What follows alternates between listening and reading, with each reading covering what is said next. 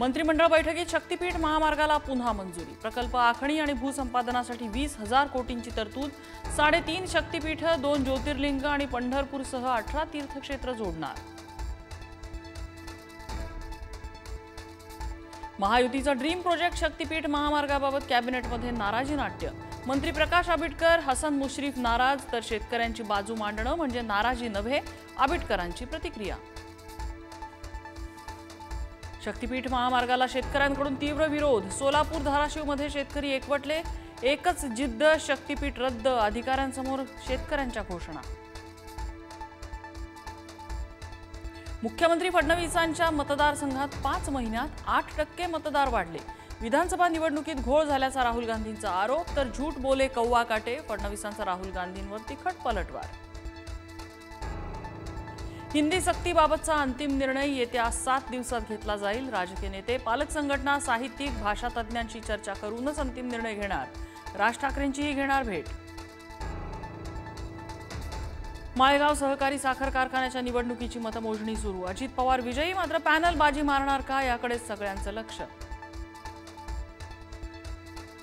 सरकारमध्ये मोठ्या पदावर असलेल्या व्यक्तीनं सहकारी संस्थांच्या निवडणुका लढवू नये। अनौपचारिक गप्पांमध्ये नाव न घेता शरद पवारांचा अजित पवारांना टोला। भास्कर जाधव ठाकरेंच्या शिवसेनेत नाराज असल्याची चर्चा, तर महाराष्ट्राच्या मनातलं ओळखणाऱ्यांनी भास्कर जाधवांच्या मनातलं ओळखलं का, संदीप देशपांडेंचा उद्धव ठाकरेंना कोचक टोला।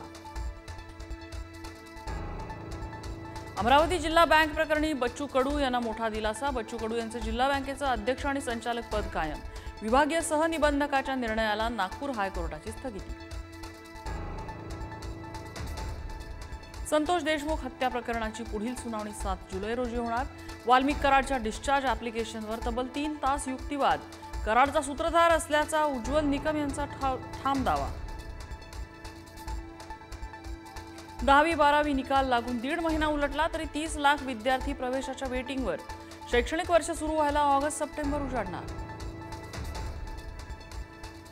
कोकणात जोरदार पाऊस। रोह्यात कुंडलिका नदीची पाणी पातळी वाढली। खेडच्या जगबुडी नदीनं इशारा पातळी गाठली। नाशिकच्या गोदावरीमध्ये पाणी पातळीत वाढ। दुतोंड्या मारुतीच्या छातीपर्यंत पाणी। गंगापूर, नंदूर माध्यमेश्वर, दारणा धरणातनं मोठा विसर्ग, तर सोमेश्वर धबधब्याला रौद्ररूप। आषाढी वारीच्या तोंडावर पंढरपुरात पूरसदृश परिस्थिती। उजनी आणि वीर धरणातून सोडलेल्या पाण्यामुळे चंद्रभागेला पूर। नदीतल्या मंदिरांना पाण्याचा वेढा। बेळगावात सकाळपासून मुसळधारा। सखल भागात पाणी साचलं। पोस्ट ऑफिसजवळ झाड कोसळल्याने वाहतूक विस्कळीत। सुदैवानं जीवितहानी नाही। पुण्याच्या जुन्नरमध्ये खोल दरीत तलाठी आणि मुलीचा मृतदेह आढळला। कोकण कड्यावरून उडी मारून दोघांनी आत्महत्या केल्याचा अंदाज। आठवडाभरापासून दोघं होते बेपत्ता। बोरिवलीत देवीपाडा मेट्रो स्टेशनजवळ खासगी बसला भीषण आग। अग्निशमन दलाच्या 3 गाड्या घटनास्थळी। आग विझवण्यात यश। पुढारीचे मुख्य संपादक पद्मश्री डॉक्टर प्रतापसिंह जाधव यांना पत्रकारिता पुरस्कार जाहीर। पत्रकारितेच्या क्षेत्रातील कार्याचा लोकमान्य टिळक जीवन गौरव पुरस्कार देत राज्य सरकारकडून गौरव। इस्रायल आणि इराण दोन्ही देशांनी युद्धविरामाचा भंग केला। अमेरिकेचे अध्यक्ष डोनाल्ड ट्रम्प यांची प्रतिक्रिया। इस्रायलवर डोनाल्ड ट्रम्प नाराज असल्याची माहिती।